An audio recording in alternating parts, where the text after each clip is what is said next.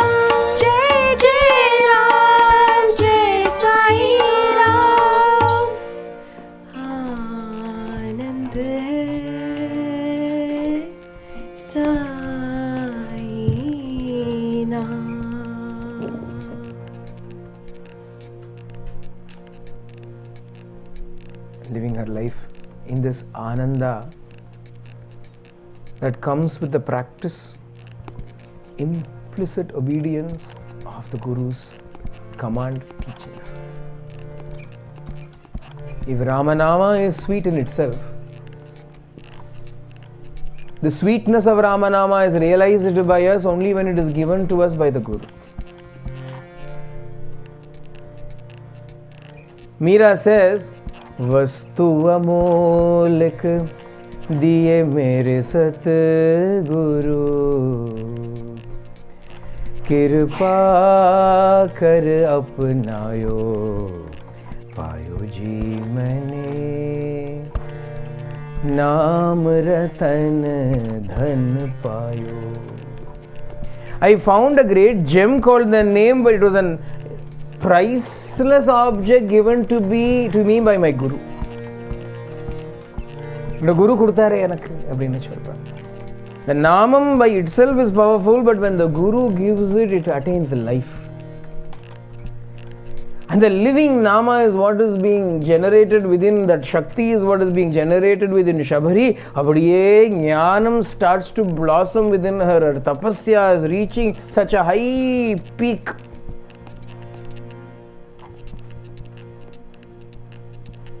Adela, what she would do, she became old in this process.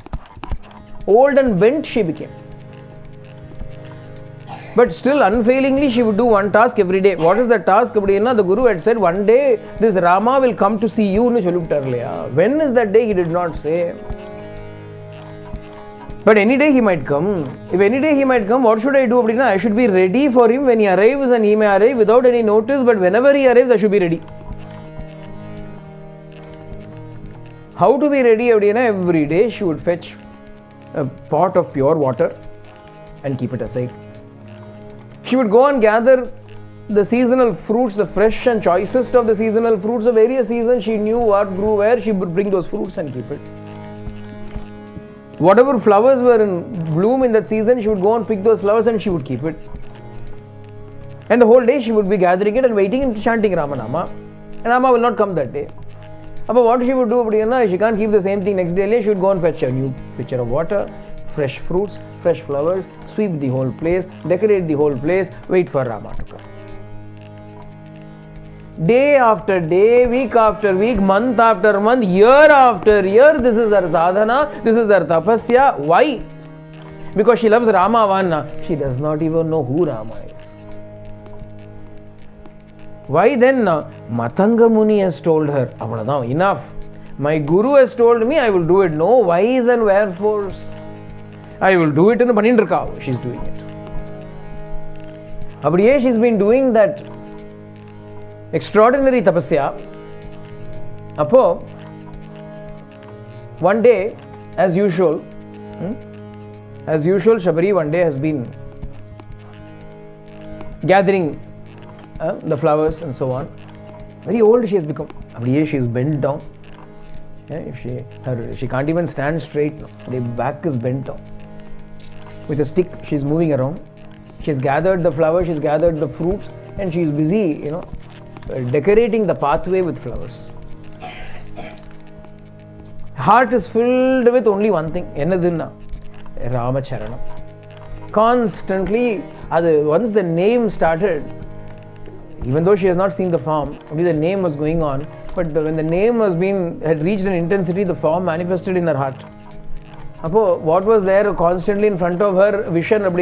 2 feet were always seen by her. Beautiful feet. Komalamana padam. More tender than the petals of the lotus madri. Or anakana 2 feet were always seen. Seen abdiyanna kannala. It is not some drishti thing. Or feel, or bhavam.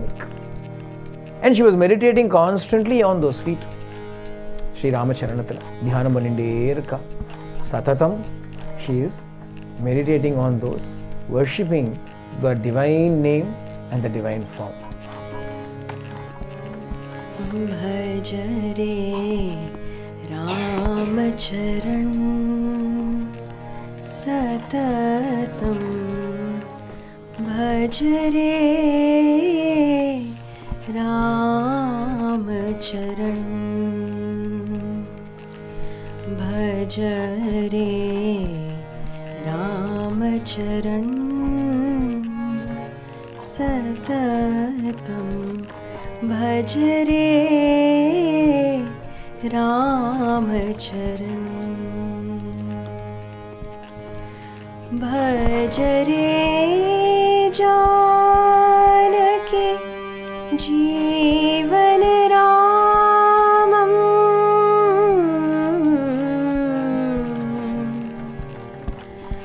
भज रे जानकी जीवन रामं. Singing like this and decorating that pathway, strewing it with flowers so that when Rama comes he may walk upon it. She is bending down and doing it. Suddenly, भज रे रामं भद्राचल रामं. a pair of feet come into her range of vision. A pair of feet comes into the range of her vision. Suddenly, as she is bending down, 2 feet are walking, coming closer and closer to her. She is able to see that feet. Abadiye, she lifts up to see Partha. भज रे रामं भद्राचल रामं. भज रे पावन तारक नामं. भज रे पावन तारक नामं. भज रे श्री राम रामेति रामं.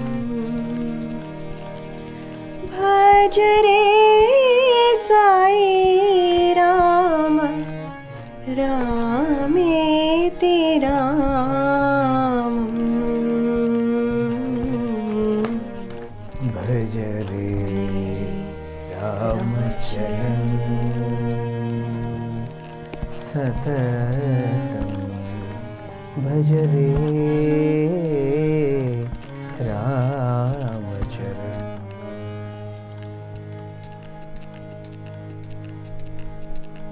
Bhagavan presents himself in front of Shabari.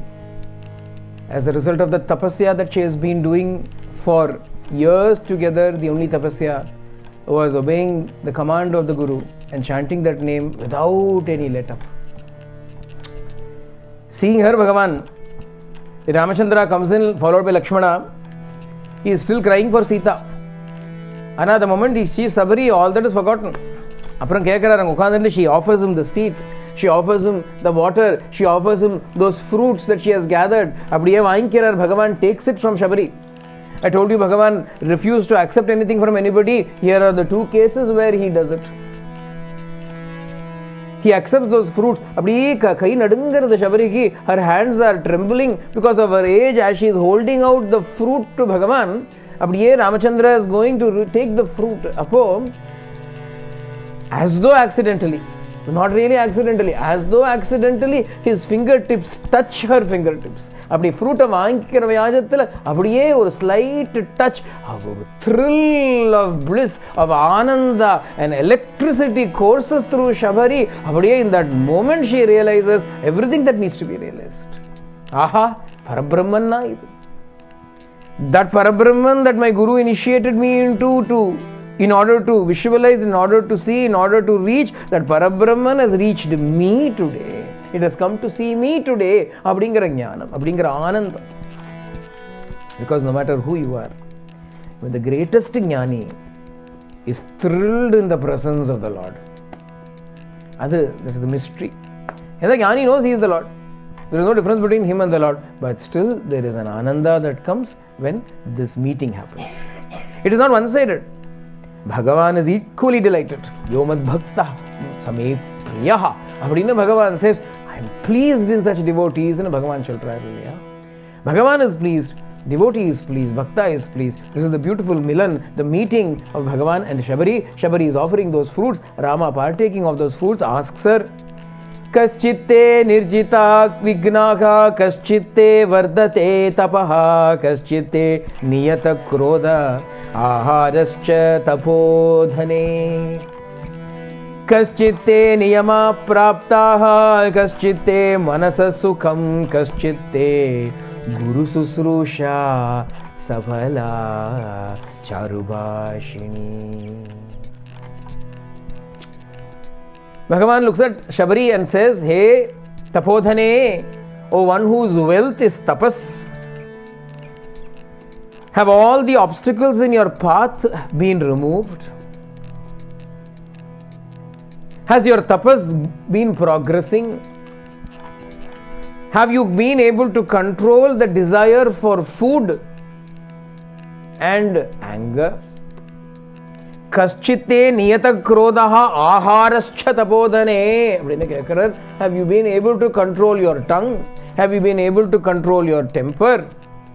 Enna progress in tapasana enna arthamna idha arthama. Kaschitte niyamaha praptaha. Have you attained full self-control? Kaschitte manasa sukham. Is your mind happy? Is your mind at rest? Have you attained peace within? And ellathukkum final seal ennan? Kaschitte guru susrusha. Has your guru susrusha, the service that you have rendered to your guru, Sabhala, has it borne fruit? Oh, Charubhashini அப்படிங்கிறார். Charubhashini அப்படின்னா one with beautiful speech அப்படின்னா. Shabari has not opened her mouth yet. She's been only giving fruits to him. Bhagavan is the one who's been speaking. Shabari has not spoken anything so far. And Bhagavan calls her Charubhashini. Oh, sweet-tongued one. Oh, sweet-spoken one.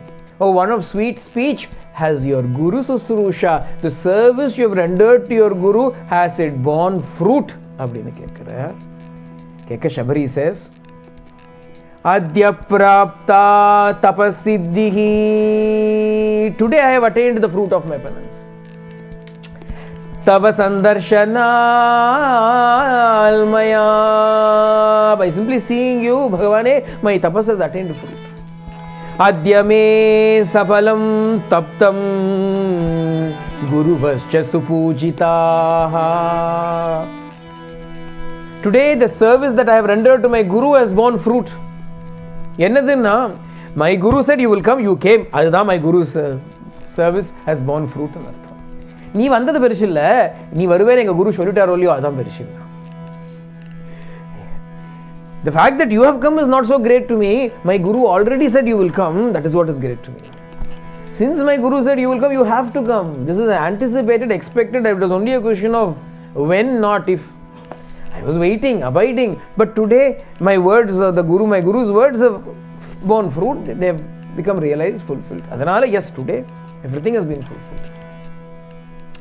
Adhyame sapalam janma swargaschaiva bhavishyati. Tvayi deva vare Rama pujite purushashabha. Today, Hey Devavara, oh highest among gods, Purushottama, my entire life, the purpose for taking life has been fulfilled today. Chakshusha tava saumyena, Putasmi Raghunandhana. Whatever little bit of Maya, Kalmisha was left in me has also been purified by your look. Chakshusha te tavarna, you looked at me, and in that darshanam, papanashanam, all the sins have been destroyed. Adanale Gamishyam Akshaya Lokaha Tutprasada Darindama. Therefore, it is time for me to go to my Guru.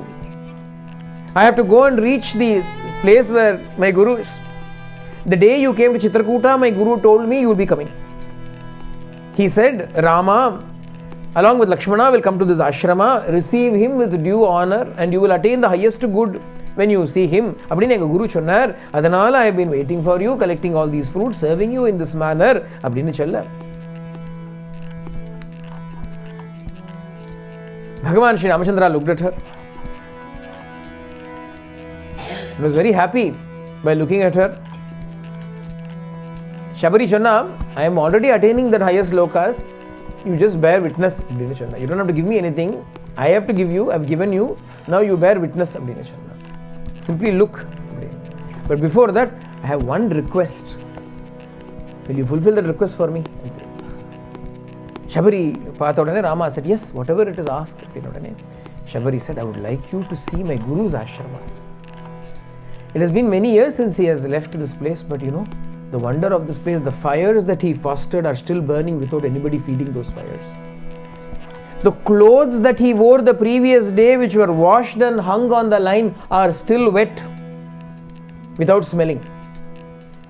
The flowers that he offered are still fresh without fading. I would like you to see all those wonders. Come with me. Rama and Lakshmana got up and followed this old lady as she hobbled with great joy, with great pride in her heart. The Guru showed God to her. Now she is showing God her Guru. Guru's kripa brought God. But even when God himself came and stood in front of Shabari, Shabari wants to show her Guru's greatness to God. Here is where he used to sit. Here is where he used to do his yajna. Here is where he used to sleep. Here is where he would sit and give discourses. What is the greatest delight that comes to the disciple, a true disciple? Guru Mahima Gao, Guru Mahima Gao, Guru Mahima Gao. Sadguru Sai Ananta Guru Brahmananda Ananta Guru Sarvadharma Priya Sai Guru Guru Ki Vani Gao, Guru Mahima Gao. Guru Mahima Gavo, but it is singing the glories of her Guru.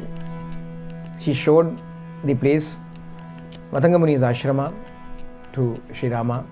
Rama saw everything. It was time for her. She said, now permit me. I want to go and merge into that inexhaustible supreme Akshara Brahman, Videha Mukti. As I leave the body, stay and bear witness. Sabari Moksha. Sakshi Bhutana, Bhagavan stood there. Shabari's life is a testimony to Guru Bhakti. What Guru Bhakti can achieve in this world cannot be described in words. What cannot be achieved rather. It can bring Prayachati Guru Prito Vaikuntam Yogi Durlabham. Sakshat, Bhagavan himself can be brought out by the Guru. If he shows, when he points out, the hidden Lord also will manifest himself and say, yes, present. But provided, like Shabari, we also dedicate our lives to that ideal. Shabari ki life hai, there was no other life for Shabari. Guru was her life. Guru Susrusha was her life. That is why Bhagavan himself asks her, Kaschitte Guru Susrusha Safala Charubhashini. He asked specifically, has your Guru Susrusha borne fruit? Bhagavan is asking. Tapas, has your tapas borne fruit? Bhagavan, tapas vardate, has your tapas increased, but has your Guru Susrusha borne fruit? Tapasya is done so that we may remain established in that state, where the state itself is Guru Susrusha Phalam. Yenna Sadhanai Sayyavum Nan Vendum Guru Padathinil Amaravo Arul Vendum. Even to do sadhana and ahankara is necessary, but to simply abide at the feet of the Guru, only that grace of the Guru is required. And when will that grace flow towards us? When we have that simple, uncalculative love like Shabari had. Why does somebody go to a Guru?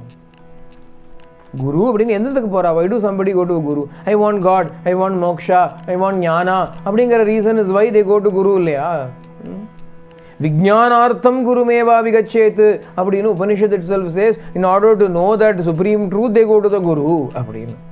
Those are one category of people. There is another category of people who come to the guru because they don't know why. அதான் சபரியோட category. They are not in search of any truth. They are not in search of any moksha, any jnana. அதெல்லாம் தெரியவும் தெரியாது. They do not even know the concept. இவரா என்ன பண்றார் அப்படின்னா நயந்து ஆட்கொண்டு he himself comes and catches hold of them and says, உனக்கும் எனக்கும் பல ஜென்ம ரிஷ்தப்பா, come. Our relationship is not this birth's relationship, it is spanning across births. You and I have old ties, therefore come. அப்படின்னு பிடிச்சு இழுத்து he drags us. தன் பதத்தில் இருத்தினன் அப்படின்னு he drags us and places us at his feet so that he may elevate us and place us at his level. தன் பதம் அப்படிங்கிற வார்த்தைக்கு பகவான் ரமண பகவான் uses that word padam. Padam means two things. One, it means feet, other it means state. The guru keeps us at his feet so that the guru may bring us to his state. ரெண்டுமே பதம் தான். அதுக்கு பதம் பார்த்து பண்ணுவார் அவர். பக்குவமாக்கி நோக்கியே கருதியே மெய் தாக்கியே பக்குவமாக்கி ஆண்டு அருள் Arunachala. அப்படின்னு you shower your grace upon me, you anyway you are showering your grace upon me. அது தனியாக நடக்கிறது. ஆனால் without the Sishya asking, the Guru gives when the disciple asks not. That is why Swami would often sing Aduga kuve o manasa, Aduga kuve o manasa. Do not ask, O mind, do not ask. But Swami gives the example that the Dasharatha who asked did not get, but the Jatayu who did not ask got from Rama. Do not ask anything from God, not even moksha. Not even moksha. To go to God and ask for moksha is like going to mother and asking for food. Before you felt hungry, she has made the food. Before the first pangs of hunger started to make its presence felt in your stomach, food has been already made ready by her, ready to serve you. You don't have to go and ask her, have you cooked? Like that, you don't have to go and ask Bhagavan for moksha, Bhagavan for jnana, etc. Bhagavan has already made everything ready. Adanala, do not ask. Then what? Simply serve. Simply love and simply serve him. Why? Because he deserves it. He is worth it. Don't serve him because he will give moksha to you. Don't serve him because he will give jnana to you. Then you are also calculative. That will anyway come. Is it for the sake of that jnana that you should serve him? Can the opportunity to serve come? Perhaps jnana will come, moksha will come, but the opportunity to be with him and serve him will not come.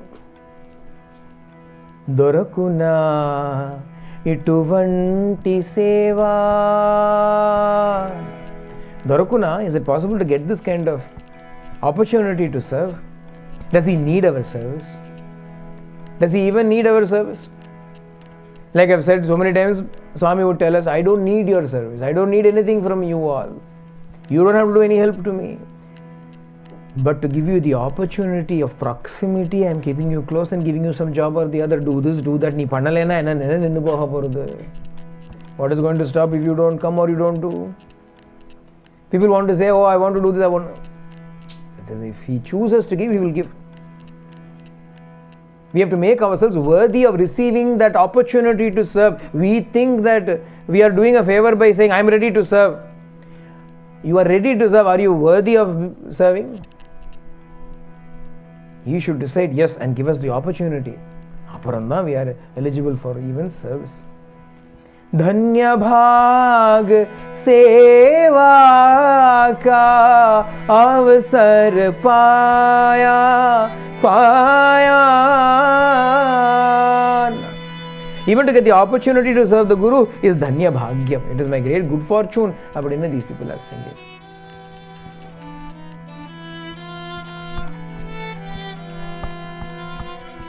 Like this, Shabari served her Guru. And as a result of that service, Bhagavan himself was pleased, stood there, hands crossed, watching her attain moksha. Ibriya Shabari moksham. Comes to an end with that. Aranyakanda finishes, Kishkinda Kanda starts. Shabari, before going, tells Rama, go this way. You will see a mountain called Rishyamukha Parvata. Upon that hill, there are some monkeys who will help you find Sita. All this has been already told by my Guru. Go along, and she goes along. Ipa Rama and Lakshmana are carrying on their journey. Inime santosham na. Epo varaikum dukkham na. Until you meet Mahatmas, you have sorrow in your life, even for Bhagavan. Bhagavan Sita is not there, sorrow. How long can that sorrow be now? He meets Shabari. When he meets Shabari, most of the sorrow is gone. Adhikaparam, he is going to meet another Parama Bhakta, Parama Bhagavata.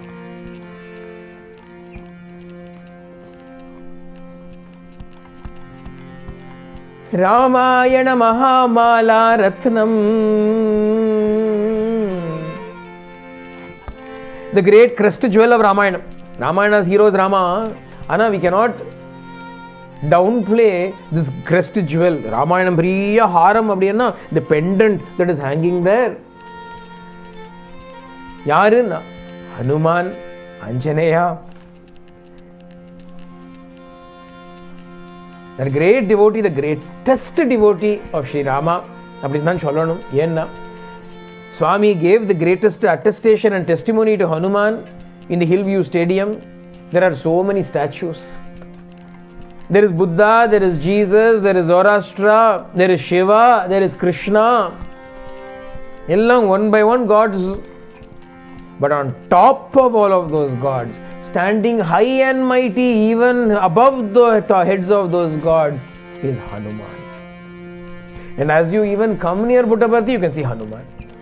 Yeah, that is the sthanam that Sai Rama has given to his Parama Bhakta Hanuman. Hanuman. Swami used to praise two people unhesitatingly, unreservedly. Two people always deserved his praise. Yarina, one Radha, inone Hanuman. For everything Swami would compare. You don't have the bhakti of Prema of Radha, you don't have the bhakti of Hanuman. What are you useful for? Abdimbar Swami. This Rama is here, but where is Hanuman? Abdimbar. Two people he can never forget.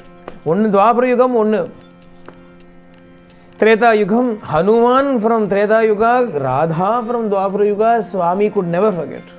Adanale edukadalo neena Hanumana, neena Radhaya abindru.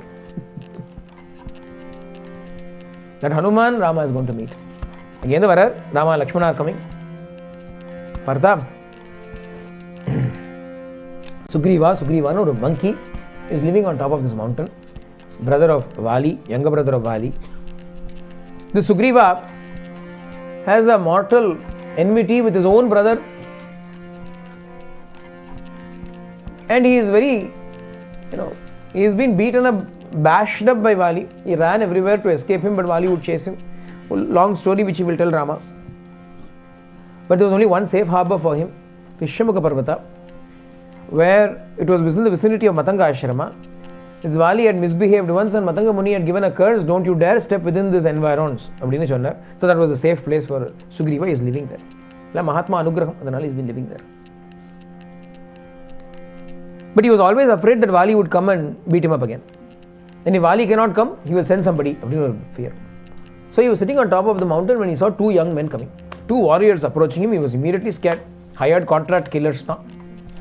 Vali anga aala pudichano theriyala. Supari killing. He has caught hold of these two people. They are going to kill me. Vali was afraid. Hanuman was his minister. And the Hanuman, many times I have mentioned this.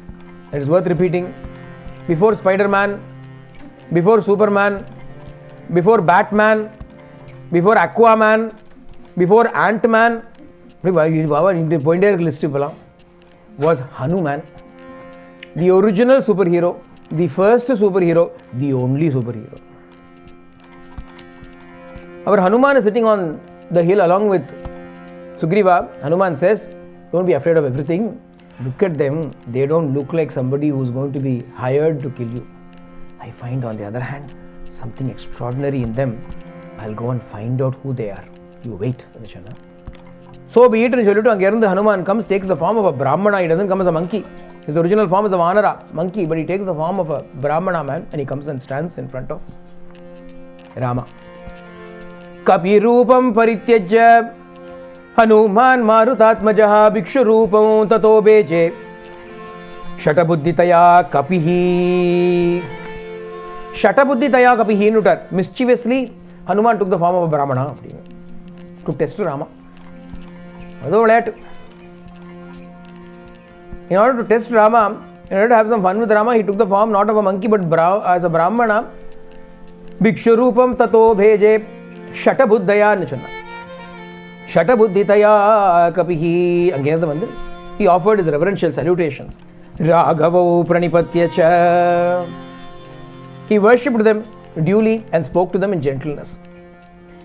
Rajarishi Deva Pratimau Tapasau Samshitavratau Deshau Katamimam Praptau Bhavantau Varavarninau Trasayantau Mrigagana Nanyamscha Vanacharinaha Pampatira Ruhan Vrikshan Vikshamanau Samantataha Imam Nadim Shubhajalam Shobhayantau Tapasvinau Dairyapantau Suvarnabhau Kaujubam Chiravasasau Nishvasantau Varabujau Pidayanta Vima Prajaha Simma Viprekshitau Viro Mahabala Vikramau Shakra Chapa Nibe Chape Grihitva Shatrusudanau Shrimantau Rupasampannau Vrishabhe Shreshta Vikramau Hasti Hasto Pamabujau Dyutimantau Nararshabhau Prabhaya Parvatendroyau Yuvayo Ravabhasitaha Rajyarha Vamaraprakyau Katam Desham Ihagatau Padmapatrekshanau Virau Jata Mandaladarinau Anyonya Sadrishau Virau Devaloka Divagatau Yadricheva Sampraptau Chandra Suryau Vasundaram Vishalavakshau Virau Manushau Devarupinau Simhaskandau Maha Mahotsaho Samadadiva Govrisho.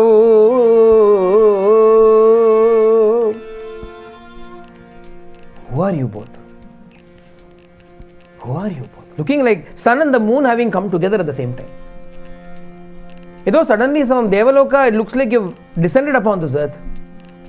Looking equal to each other, similar to each other, Anyonya Sadrishav, appropriate combination of two brothers coming together. You look like you ought to be kings. All the royal insignia are present upon your face and your body, upon your limbs. Anna, you are wearing the clothes of a mendicant. But at the same time, you are wearing arms and armaments you are holding in your hand. Who are you? What kind of a strange combination is this? Even Hanuman says, what is this? Who are you? Adam Brahmam. Adam Brahmam.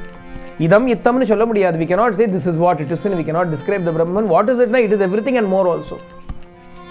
Is it near? Yes. Is it far? Yes. Is it big? Yes. Is it small? Yes. Is it here? Yes. Is it there? Yes. Is it male? Yes. Is it female? Yes. Is it both? Yes. Is it neither? Yes. Is it old? Yes. It is young? Yes. Ellame. What is it not?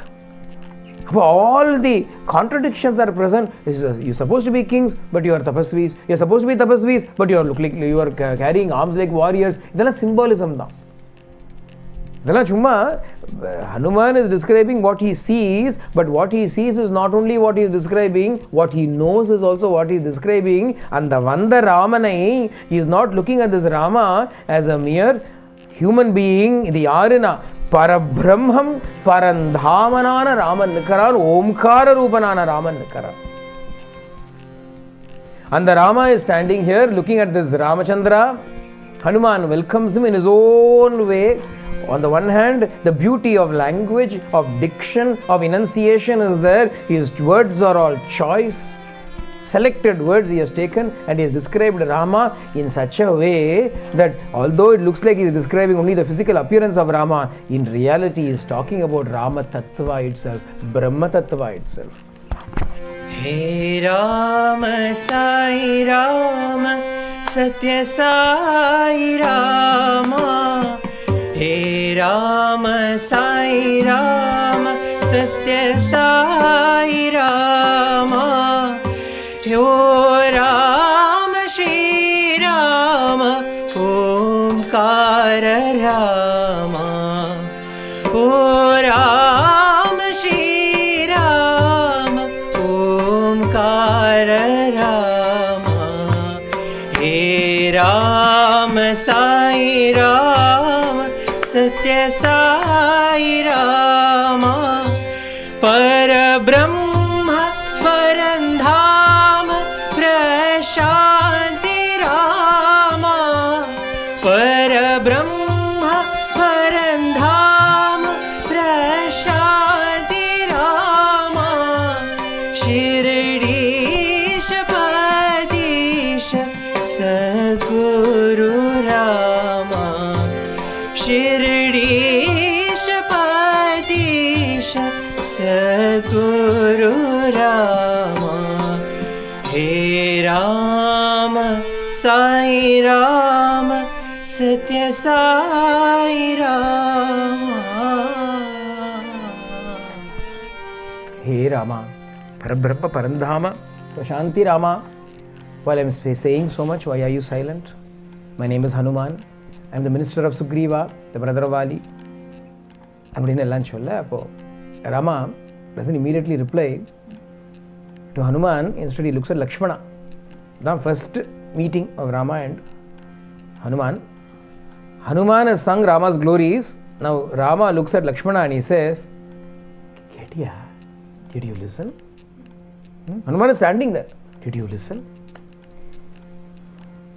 Sachivoyam kapindrasya sugrivasya mahatmanaha tameva kangshamanasya mamantikamupagataha tam abhyapasha saumitre sugriva sachivam kapim vakyajnam madurair vakyaihi sneha yuktamarindama na nrigveda vinitasya na yajurveda darinaha na samaveda vidusha sakyam evam vida vibhashitum nunam vyakaranam kritsnam anena bahuda shrutam bahuvyaharathanena nakinchid apashabditam.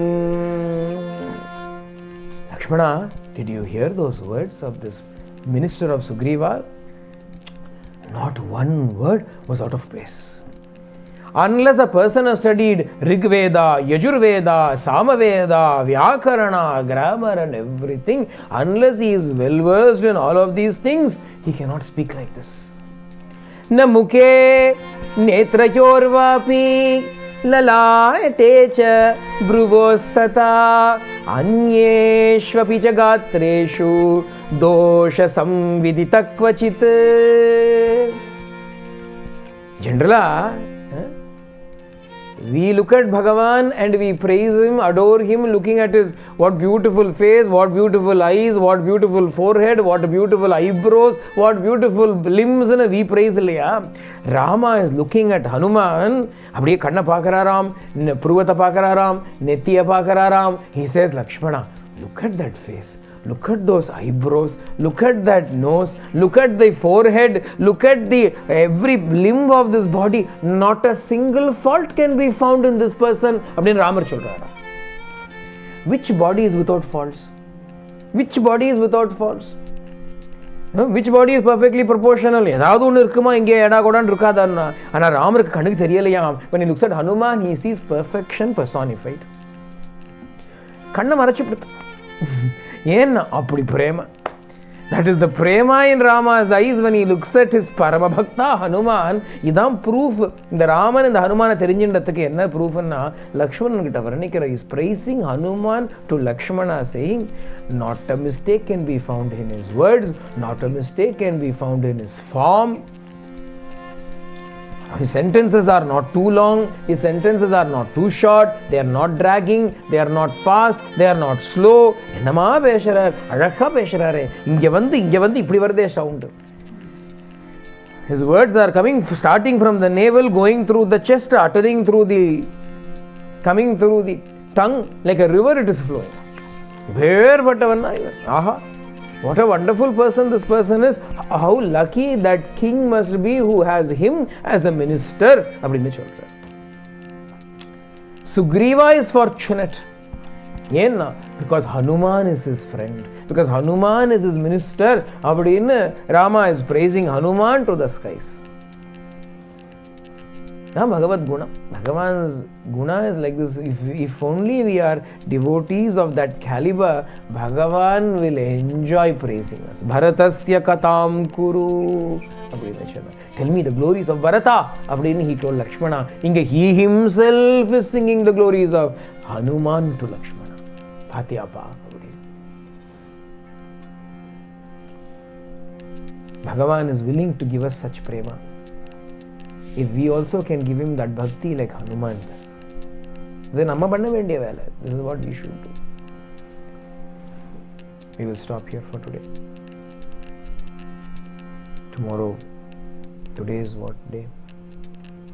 I don't have lost count of days as we have gone. 6th day, 7, 8, 9. We have only 3 days left. Bit of Kishkinda Kandam, Sundara Kandam, and Yuddha Kandam. And Pattabhishekam after that. In 3 days' time, we will, by His grace, we will cover everything. By His grace, Hanuman was able to cross the ocean. We only have to cross 3 kandams. Why not? Yeah.